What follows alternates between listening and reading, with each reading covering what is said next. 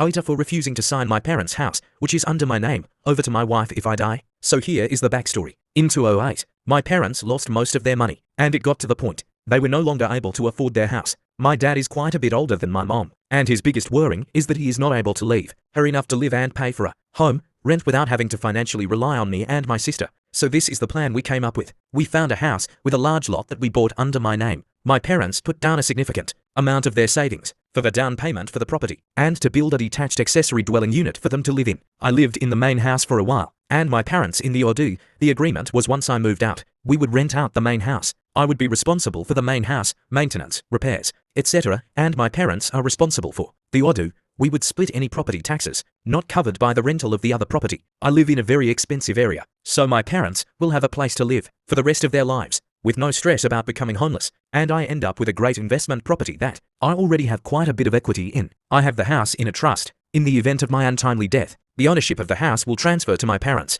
and then transfer to my partner, offsprings once they pass away. My wife wants me to change the trust, to have the deed of the property go to her instead of my parents. She says she of course will let them live there, but wants control of the property if I die. One feel really uncomfortable signing over the house my parents paid for to her, even though it's in my name and I'm spending some money on property, taxes and maintenance. I consider it their house since they have paid for everything. Part of the reason I feel uncomfortable is because when we were updating our life insurance policies once we got married, she made sure I removed my parents as beneficiaries and added her on as 100% beneficiary, but then refused to add me as a beneficiary to her policy and had 100% going to her sister. Oita for refusing to sign the house over to her.